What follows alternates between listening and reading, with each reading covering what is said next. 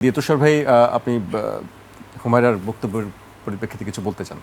কিছু বক্তব্য হচ্ছে লজিক্যাল, কিছু বক্তব্য হচ্ছে আবেগ। আবেগের সঙ্গে লজিকের কোনো সম্পর্ক নাই। একজন ব্যক্তি যদি ৭৬ জনের ছবি ঝুলান, ওটা তার আবেগ। ছবি দিয়ে সম্মান প্রদর্শন করা যায়ও। ফলে আপনি মনে করতে পারেন আপনি ছবি দিয়ে সম্মান প্রদর্শন করা যায় না, তাহলে আপনার দেয়ালে আপনি ঝুলাবেন না, কিন্তু শ্বশুরের দেয়ালে শ্বশুর ঝুলাবে। এই যে শ্বশুরের দেখে ওখান থেকে যারা নামিয়ে দিলেন, এরা অন্যায় করেছেন ওই শ্বশুরের সে আবেগের প্রতি এবং যুক্তির প্রতি।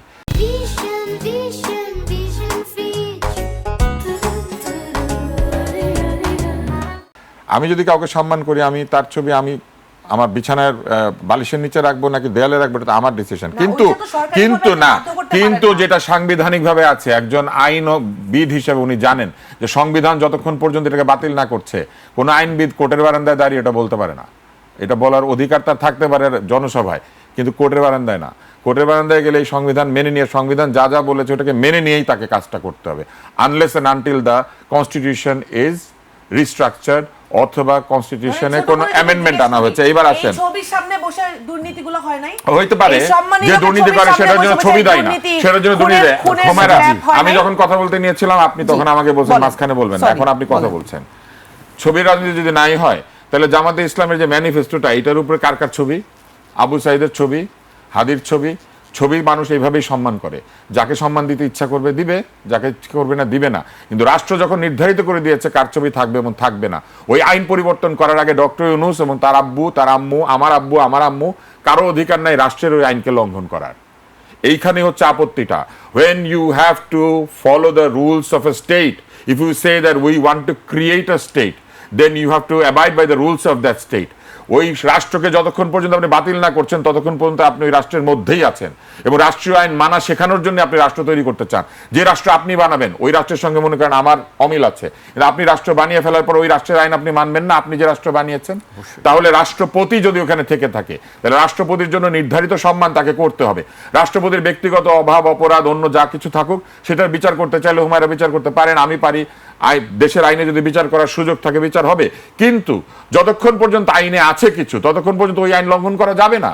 ওই আইন যিনি লঙ্ঘন করেছেন উনি অবশ্যই আইন লঙ্ঘন করেছেন, এবং এইটা কোনো কোর্টে গিয়ে টিকবে না, পৃথিবীর কোনো কোর্টে না।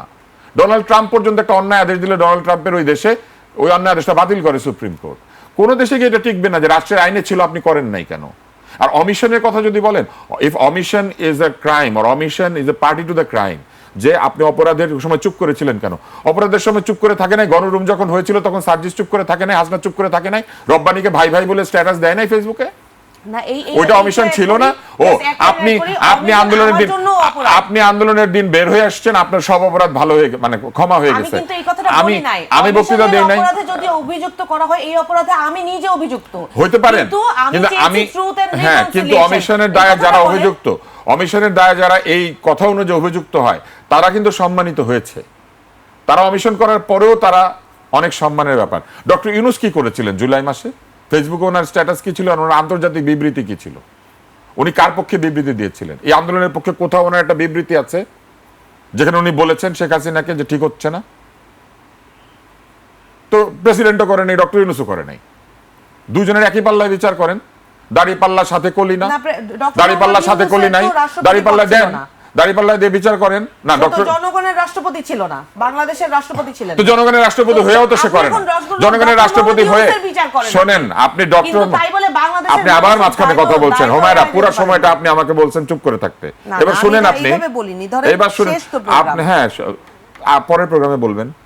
এইবার আসেন, ডক্টর ইউনূস মব চালু করেন নাই? মব আছে আইনের মধ্যে, বিচার করেছেন। উনি মব ধরার জন্য একটাবার একটা বক্তৃতা দিয়েছেন, ওনার পরিষ্কার বক্তৃতা আছে। যদি বক্তৃতা দিলে মানুষকে উৎসাহ দেওয়া হয়, ওনার পরিষ্কার বক্তৃতা আছে।